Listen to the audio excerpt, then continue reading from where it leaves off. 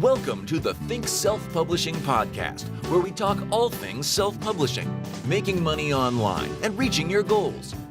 If you enjoy the podcast, make sure you sign up for the free video seminar, Confessions of a Self-Publisher, and discover 7 powerful rules for publishing in today's competitive marketplace. Go to thinksp.net/confessions to join. Now here's your host, James, and let's get started with the show.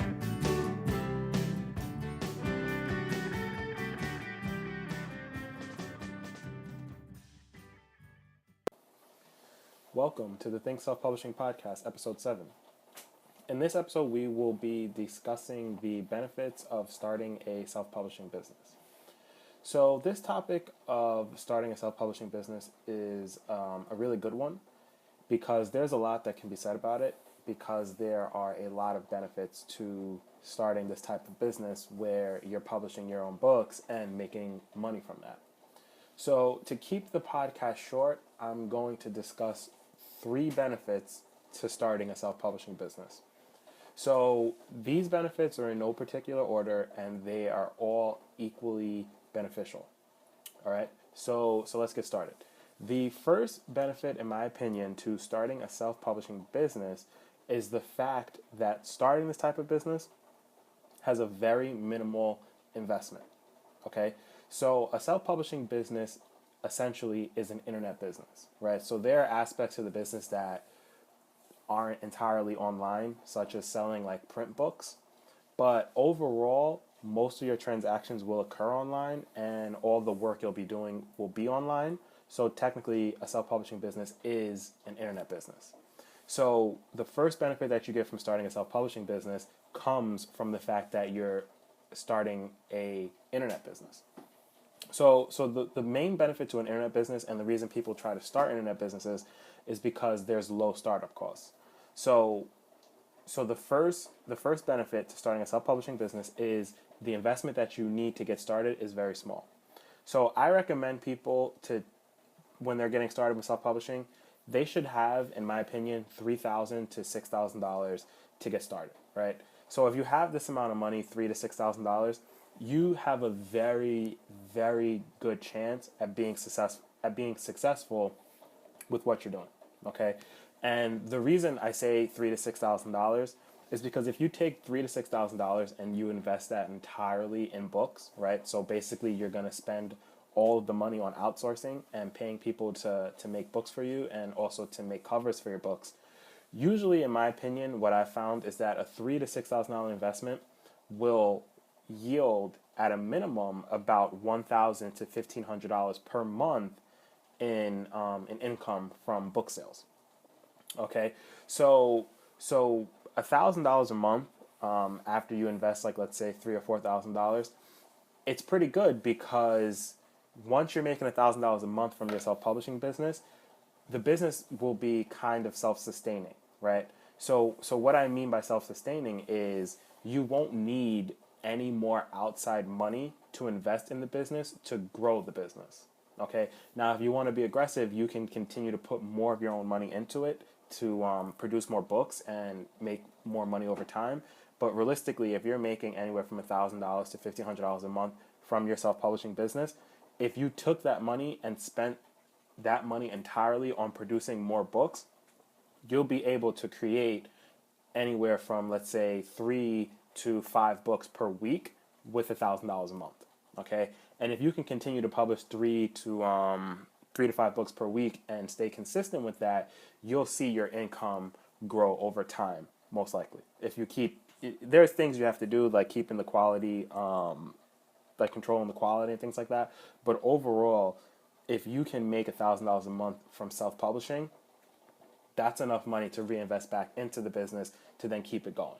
Okay, so that's the first benefit to a self-publishing business, is there's very low startup costs. So if you have $3,000 to $6,000 to invest in this solely, then you have a really good chance at being successful. But let me also mention that for some people, $3,000 to $6,000 may seem like a lot, and this is my recommended amount if you're really serious about it and you want to be successful with it. But you don't have to get started with $3,000 to $6,000, right? It is an internet business, and there are low startup costs. So at a minimum, I would argue that you should start with about $500.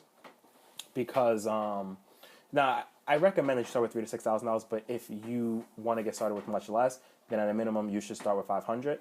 And if you have $500 to solely invest in outsourcing, then that should give you about 4 to 5 books after everything's said and done, and you pay your workers. And once you publish 4 to 5 books and you actually get them formatted and you get them uploaded and you promote them, you should see around $50 to $100 a month in sales from those books. Okay, so $50 to $100 a month off of a $500 investment, that may seem like a little bit, but the point of investing $500 to get some books out there and get some money coming in is kind of as a proof of concept. So if you have $500 and you invested in books and you start to see $50 to $100 a month coming back from just sales, that should be a proof of concept to you that like any money you invest into this business will actually yield some income.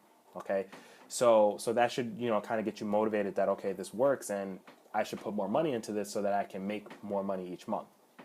So again, the first benefit to a self-publishing business is the low startup cost. If you have $3,000 to $6,000 to invest in this, then I think you have a great chance at being successful.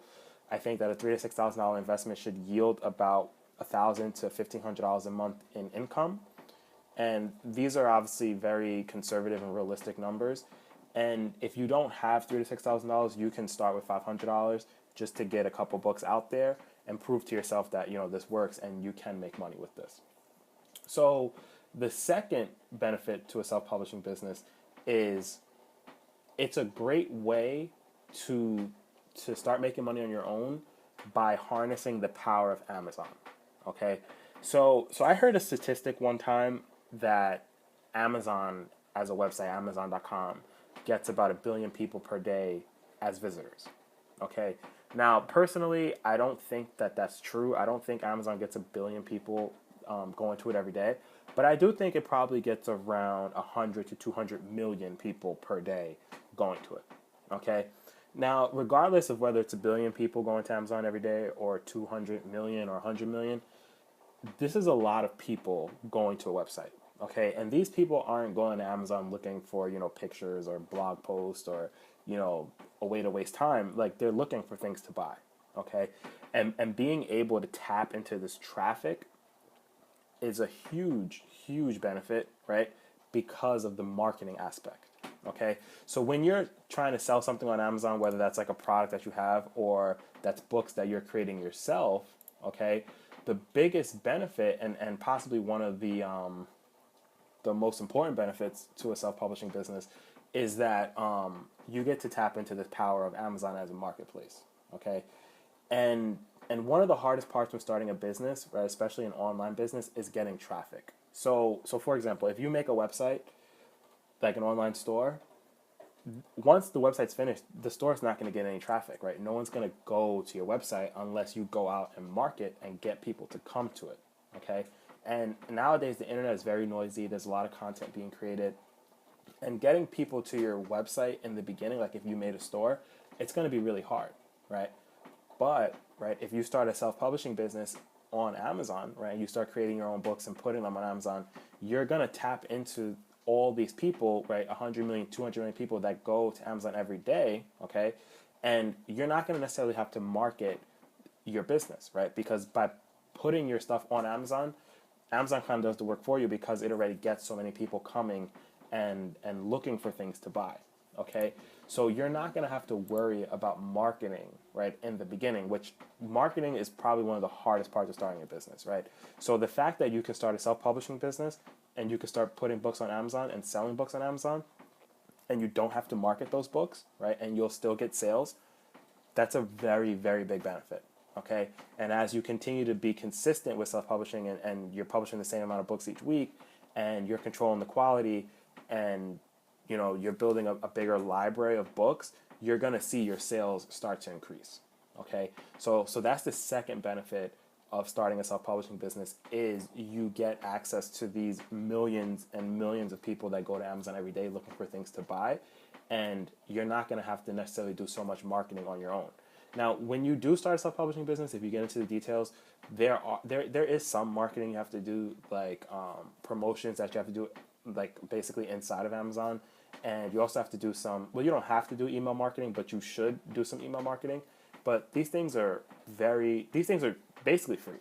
Okay. There's some cost to email marketing, but it's not a lot.